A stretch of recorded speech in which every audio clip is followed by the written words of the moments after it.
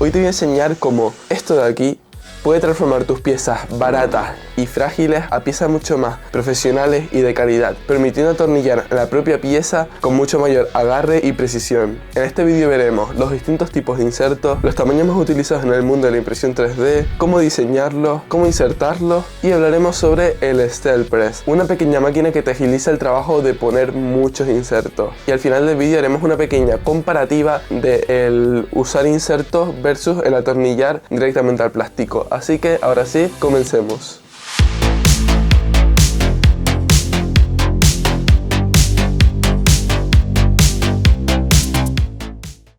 La impresora que tengo detrás mía es una Voron, las cuales son impresoras con su mayoría de piezas impresas en 3D. Por ejemplo, toda esta base está impresa en 3D, todo el marco, todas estas esquinas, básicamente está todo impresa en 3D menos el hardware, que es básicamente tornillos y toda la parte que necesita ser de metal o porque son directamente componentes. Si por ejemplo aquí usáramos tornillos que se atornillan directamente al plástico, con el calor de la impresora o el mantenimiento que hay que hacer de abrir y cerrar, los tornillos terminarían pasándose o se soldarían muy fácilmente las piezas entre sí. En las impresoras Voron se usa un tamaño de inserto estándar para casi todas las piezas, que es este de aquí, M3x5x4, el cual se ha tomado como estándar en el mundo de la impresión 3D para muchas de las piezas que requieren de inserto. No obstante, hay insertos para todo tipo de tornillos, es decir, M1, M2, M3, M4, etc. Y además se venden por diferente longitud según para lo que necesites. Por lo que yo te recomendaría que compres del tamaño usado para las Voron, que te será útil para el 90% de las piezas que descargues por internet que requieran de insertos, y también es un buen tamaño para cualquiera de tus diseños. Y además que compres algún tamaño que creas que te pueda ser útil para tus necesidades específicas, aunque también puedes comprar directamente un kit con diferentes tamaños de insertos. Una cosa muy importante que debes tener en cuenta es la forma del inserto, ya que como vemos en esta gráfica en la que se comparan estas diferentes formas de insertos, nos podemos dar cuenta de que los insertos con una forma exterior helicoidal aguantan mucho más torque y resistencia, además de que son mucho más fáciles de poner que los normales, ya que se puede presionar el principio del inserto en el agujero y después simplemente con el soldador empujar hacia abajo. Al final, el tipo de insertos que no tienen una forma helicoidal fueron hechos para moldeo por inyección, ya que el inserto se pone antes de que la pieza se moldee, pero en la impresión 3D esta no es la forma óptima, ya que al empujar uno de estos insertos hacia abajo, lo que hacemos es empujar todo el plástico con los dientes del inserto y la parte central queda sin recubrir, por lo que la forma helicoidal soluciona todos estos problemas. En la descripción os dejaré varios enlaces con diferentes tamaños de insertos, que son los que yo siempre suelo comprar, para que los podáis comprar directamente, y además con esos enlaces yo gano un pequeño porcentaje y estaréis ayudando al canal sin costo alguno. Gracias si compráis desde ahí. Para diseñar el agujero del inserto necesitaremos una medida con la cual diseñar el agujero donde irá. Esta suele ser una medida que a veces te la da el fabricante, pero básicamente es una media entre el diámetro exterior mínimo y el diámetro exterior máximo. Por ejemplo, para los insertos que se usan en las Voron se suele usar un diámetro de 4,7, ya que el diámetro máximo es 5 y el mínimo es 4,2, y esta medida permite que el inserto agarre plástico pero que tampoco sobresalga o obstruya el agujero donde pasa el tornillo. Además del tamaño del agujero, hay trucos que pueden mejorar aún más cómo de resistente es el inserto. Por ejemplo, un buen truco, si tu diseño te lo permite, es poner el inserto en el lado contrario de donde se va a tirar de él. Por tanto, el inserto al ser apretado tirará también de la pieza entera hacia donde se atornille, que esto lo comprobaremos al final del vídeo. También el añadir perímetros extras ayuda a que el inserto sea más resistente, más que el añadir relleno. Además es recomendable que la altura del agujero sea la altura del inserto más 1 milímetro, así el inserto no quedará sobresaliendo ni tampoco sobresaldrá plástico por dentro del agujero. Una vez que tenemos diseñado el agujero donde irá el inserto, te daré unos tips para cómo insertarlo. 1. El soldador debe estar a más de 20 grados de la temperatura de fusión del material. Es decir, que si quiero poner insertos en el ABS, si yo imprimo el ABS en una temperatura de 240 grados, en el soldador pondré 260 grados. De esta forma, el inserto entrará mucho más fácil y el plástico se meterá entre los dientes del inserto. Número 2. Debes meterlo recto.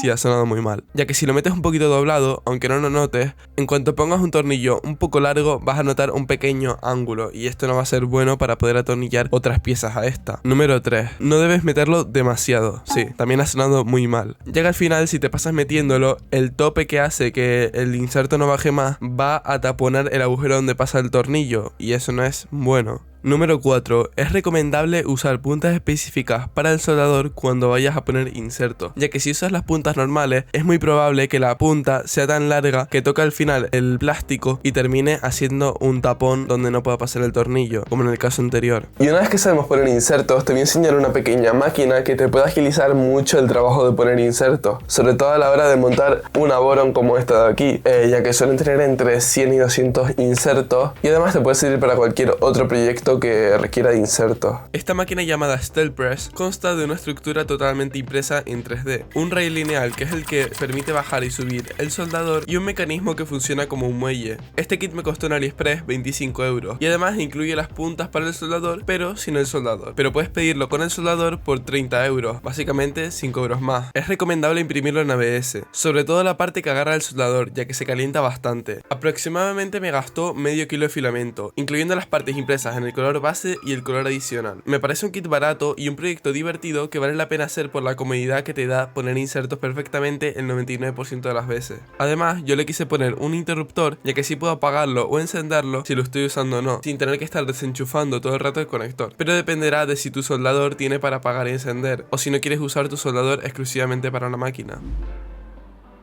Si alguna vez has desarmado algún aparato hecho de plástico, te habrás dado cuenta de que la mayoría de veces los tornillos no roscan en un inserto metálico, sino que roscan en unos agujeros que están en la pieza de plástico. Al final esto permite hacer piezas mucho más baratas, ya que no necesitan un proceso adicional, sino que simplemente sale del molde y ya puedes enroscar tornillos. La limitación que tiene básicamente es el torque que permite enroscar, que es mucho más bajo que un tornillo con inserto, y la repetibilidad, ya que al final en lo que se basa es que el mismo tornillo deforma el plástico, por lo que en cuanto hayas deformado el plástico unas cuantas veces, el agujero se pasará y ya no podrás atornillar más. Además, esto va a depender del tipo de tornillo, ya que puedes usar tornillos de métrica que son los mismos que se usan para enroscar en los insertos, o tornillos que son específicos para atornillar en plástico, que serían los ideales. Y para poder comprobar estas tres formas de poner tornillos, he hecho estos tres test, los cuales son tres tipos con 2 piezas cada uno. El primero sería el test para los insertos, que tiene el tope que dije anteriormente, para poder compararlo a enroscar sin el tope. Las dimensiones del agujero son de 4,7 de diámetro y 5 de alto, ya que estoy usando un inserto de 4 de alto por 5 de diámetro. Después tenemos el test para enroscar tornillos de métrica sin inserto, que le he puesto 2,8 de diámetro, ya que el tornillo es de 3 milímetros de diámetro. Y por último tenemos el test para tornillos self-taping, que son los que se suelen usar en la mayoría de productos de plástico, el cual le hemos puesto un diámetro de 2,7, siendo el tornillo de 3 milímetros de diámetro. Empezaremos primero por el inserto sin tope,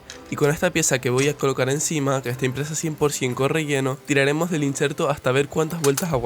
Obviamente lo ideal sería poder medir el torque máximo, pero esas herramientas cuestan un dinero que no tengo. Y después de más o menos 2 vueltas, ya vamos viendo de que el inserto ha salido con bastante facilidad, ya que no tenemos el tope encima que pare el inserto de salir. Y aquí podemos ver cómo el plástico se metió correctamente por los orificios del inserto. Ahora vamos a probar con el inserto hacia abajo, que tiene el pequeño tope que se supone que tendría que ayudar a que no salga tan fácil como el anterior.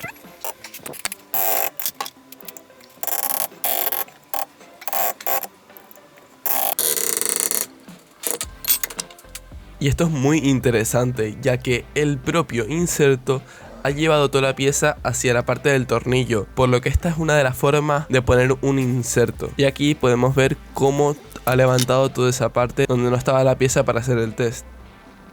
Y ahora vamos con el tornillo de métrica sin inserto, que vais a ver que va a pasar algo muy interesante. Ahí justo la cámara se desenfoca porque puse la mano en toda la cámara, pero como veis, el propio tornillo se ha metido dentro de la pieza. Y esto seguramente pase por la fricción que hace con el plástico, ya que el tornillo se calienta mucho y es mucho más fácil hacer ese agujero. Además de que el material es PLA, por lo que con un poquito de temperatura va a facilitar el hacer ese agujero. Pero aún así sigue siendo muy impresionante cómo ese tornillo sin ningún tipo de inserto ha conseguido hacer un agujero en la pieza. Y aquí quise volver a hacerlo con una pieza encima para ver si haciéndolo más lento y produciendo menos fricción no pasaba, pero igualmente pasó y se metió de nuevo el tornillo dentro de la propia pieza. Y aquí podéis ver que quedó hasta plano.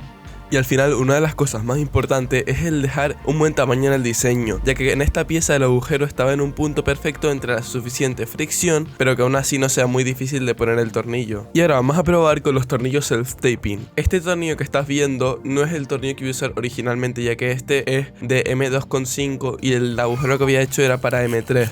Pero como veis aguantó bastante bien, aunque después de unas cuantas vueltas se terminó pasando. Pero quería probarlo ya que tenía en la cabeza Allen y era mucho más fácil de atornillar. Y ahora vamos a probar con el tornillo que iba a usar originalmente, que este sí va a aguantar mucha más fuerza. Como estáis viendo, cuando tiro de la pieza no me me llevo antes la mesa que el propio tornillo. Y después probé a desatornillarlo y atornillarlo unas cuantas veces y aún así no se pasaba. Al final el agujero es lo suficientemente pequeño que el propio tornillo puede roscar y desenroscar bastantes veces. Y como conclusión, yo suelo usar tornillos de métrica en el plástico cuando no voy a atornillar más de una vez, ya que a lo mejor consigue enroscar hasta una tercera vez o un poco más, pero después el tornillo dará vueltas por sí solo. Los tornillos self-taping, que son los que se enroscan en el plástico, que se parecen mucho a los de madera porque cumplen la misma función, es recomendable usarlo para proyectos en masa donde quieres permitir que el usuario pueda desmontar la pieza ahorrándote el proceso de poner insertos. Al final el usar insertos o no va a determinar la calidad de la pieza, ya que sin insertos el tornillo, como lo aprietes un poco más de la cuenta, se pasará y no se podrá volver a atornillar más, mientras que con los insertos podrás tener un mantenimiento casi infinito. Así que esto ha sido todo por el día de hoy. He decidido grabar nuevamente el outro para agradeceros todo el apoyo que he recibido en mi primer vídeo. Para cuando este vídeo se publique probablemente haya llegado a los 800 suscriptores, lo cual es una locura, sobre todo en un nicho tan pequeño como este. Además me emociona ver cómo los mismos creadores de contenido que llevo siguiendo durante todo este tiempo me están apoyando en este camino. Muchas gracias a todos. Además ya tenemos Discord oficial del canal. Si quieres conocer gente apasionada del mundo maker, tener un lugar donde hacer tus preguntas, aprender y estar al tanto de mis nuevos vídeos y proyectos, este es tu sitio. Link en la descripción. Estos vídeos llevan mucho tiempo para producir, así que te agradecería si dejaras un like, te suscribieras y si quieres ir un paso más allá te puedes unir a mi Patreon. Allí subiré contenido exclusivo como detrás de cámara, vídeos elegidos por la comunidad de Patreon y llamadas exclusivas para los miembros de Patreon. Además me ayudarás a cubrir los gastos que conllevan hacer estos vídeos, así que te estaré muy agradecido. No olvides dejar cualquier sugerencia en la descripción. Quiero mejorar mis vídeos todo lo posible y tu opinión es el mejor consejo que puedo recibir. Gracias por todo y nos vemos en el próximo vídeo. Chao.